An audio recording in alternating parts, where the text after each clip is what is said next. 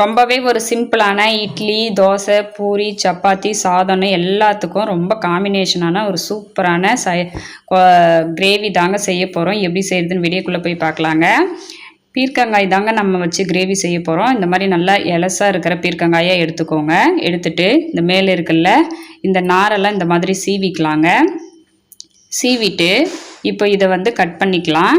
இதை ரெண்டாக கட் பண்ணிவிட்டு இதுவுமே ரெண்டாக கட் பண்ணிட்டு ரொம்ப சின்னதாகவும் கட் பண்ணிடாதீங்க, கரைஞ்சி போயிடுங்க காய் இது வந்து.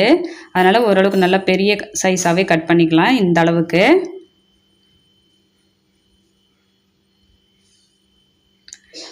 இதே அளவுக்கு மீதி இருக்கிற எல்லா காயுமே நம்ம கட் பண்ணி எடுத்துக்கலாங்க.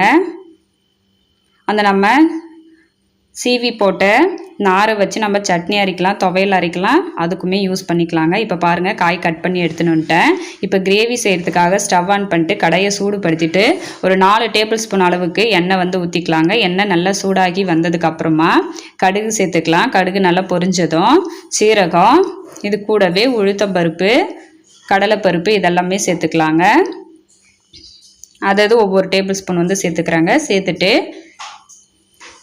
இப்போ இது வந்து வறுத்துக்கலாம். இது வறுப்பட்டு வந்ததுக்கு அப்புறமா இதில் பொடியாக கட் பண்ணி வச்சுருக்கிற வெங்காயம் வந்து சேர்த்துக்கலாங்க. சேர்த்துட்டு இப்போ இதை கலந்து விட்டுறலாம்.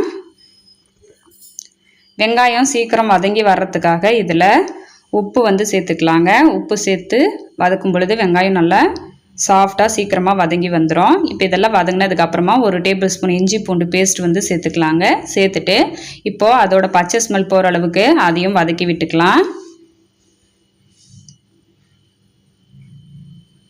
இப்போ இதெல்லாம் நல்லா வதங்கி வந்ததுக்கு அப்புறமா நம்ம கட் பண்ணி வச்சுருக்கிற பீர்க்கங்காயை வந்து சேர்த்துக்கலாங்க. சேர்த்துட்டு இப்போ காயை வந்து வதக்கி விட்டுறலாம்.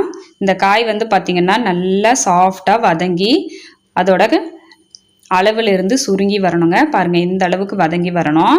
இந்த அளவுக்கு வதங்கி வந்ததுக்கு அப்புறமா இதில் மிளகாத்தூள், தனியாத்தூள் சேர்த்துக்கலாங்க. 1 டேபிள் ஸ்பூன் மிளகாத்தூள் சேர்த்துருக்கேன். 2 டேபிள் ஸ்பூன் தனியாத்தூள், 1/4 டேபிள் ஸ்பூனு மஞ்சள் தூள் சேர்த்துருக்காங்க. கூடவே 1/2 டேபிள் ஸ்பூன் அளவுக்கு கரம் மசாலா சேர்த்துக்கலாம்.